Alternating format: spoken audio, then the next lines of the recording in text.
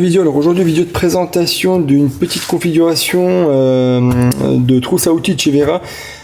Pour ma part, je vous ai déjà fait des vidéos un peu à part pour vous expliquer un peu en détail qu'est-ce qui est quoi exactement. Je voulais aujourd'hui vous faire un petit peu, on va dire, un petit lot d'outils Vera dans laquelle vous avez une super configuration.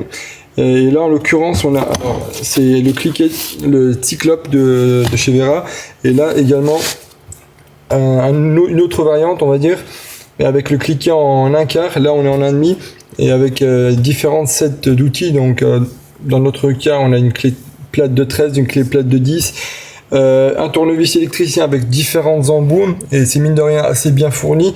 Et je pense que selon moi, enfin, ça reste une configuration dans laquelle vous pouvez à peu près tout faire dans la limite du raisonnable. Il manquerait peut-être, on va dire, peut-être une pince ou deux qu'on pourrait amplement y ranger dedans, donc c'est-à-dire venir la poser dedans et venir fermer la trousse. Vous pouvez mettre une Knipex Cobra, ça tient amplement dedans. Pour ce qui est du cliquet, le cliquet, sincèrement, il est top, il va hyper bien. Je vous ai déjà fait une vidéo en détail sur le cliquet. Par exemple, pour vous donner un petit ordre d'idée, par exemple par rapport à la rallonge, c'est que ici vous avez un petit manche en plastique qui tourne autour du cliquet. Et l'idée, c'est que lorsque vous venez le faire tourner, en fait, vous n'avez pas besoin d'accompagner avec votre main. C'est vraiment plein de petites choses comme ça qui sont, on va dire, pensées dans les outils Vera, qui font que c'est vraiment un outil top. Pour revenir au petit cliquet en 1/4, par exemple, juste pour vous montrer. Voilà, attendez, je vais essayer de le sortir. À une main, c'est pas évident. Voilà, comme ça. Et l'idée, en fait, c'est que vous pouvez venir, en fait, ici, en déverrouillant, venir orienter le cliquet, et ça vous sert en fait de tout simplement de tournevis. Et c'est vraiment hyper bien pensé. En plus, vous avez le verrouillage de la douille qui est directement intégré dedans. Vous pouvez le faire directement donc depuis la gâchette qui est là. C'est sincèrement hyper bien pensé.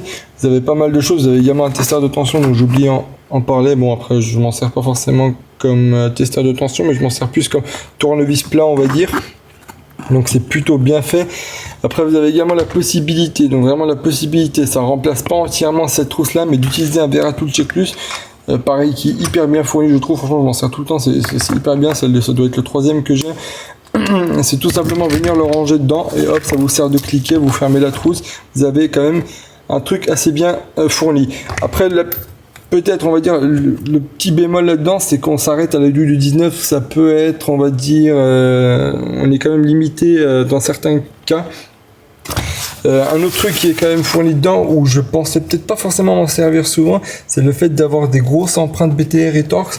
Je peux vous avouer que je ne pensais pas forcément m'en servir souvent.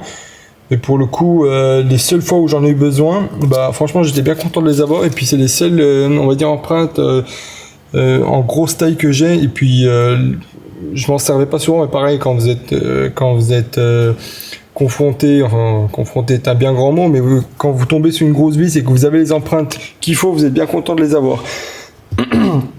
Pour vous donner un ordre d'idée, alors vous avez ici la même chose, on va dire un peu plus complet peut-être, on va dire, je suis pas sûr, je vous laisse en juger. C'est la mallette Wurtz. La mallette Wurtz, donc on va beaucoup plus loin au niveau des douilles.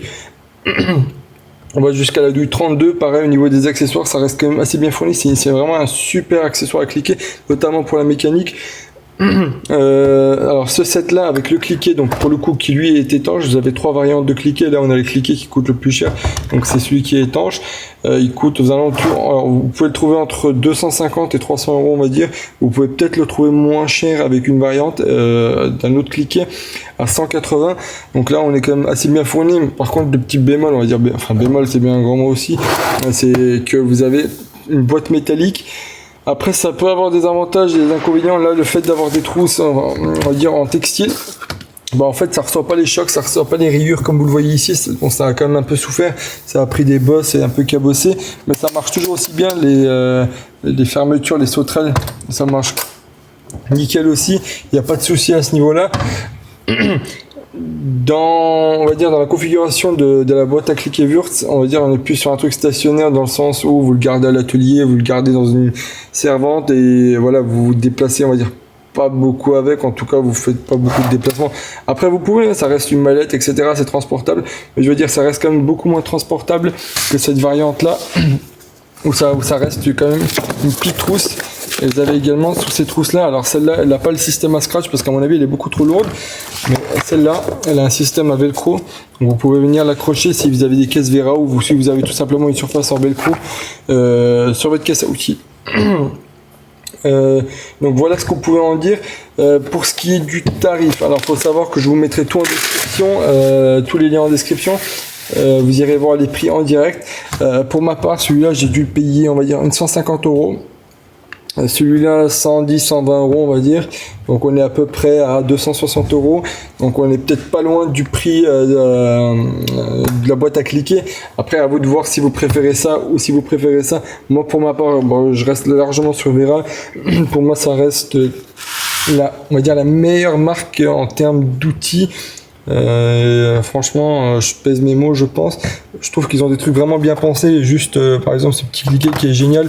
Les clés plates, les jokers. Alors ça, c'est pas ceux où les l'écrou tiennent, mais ça reste quand même de super clés plates. Franchement, je sais pas ce que vous en pensez. Dites-le moi dans les commentaires, mais ça reste pour moi quand même une des meilleurs outils qu'on vende. Après il y a Facom, c'est beaucoup plus mécanique, etc. Mais bon, on va dire dans la diversification ça reste quand même pour moi Vera. Donc dites-moi ce que vous en avez pensé, dites-moi si vous préférez quand même la configuration où vous avez la boîte à cliquer Wurtz ou si vous avez les deux trousses Vera. Je suis curieux d'avoir votre avis là-dessus, puis on se retrouve pour une prochaine vidéo. Allez, au revoir tout le monde.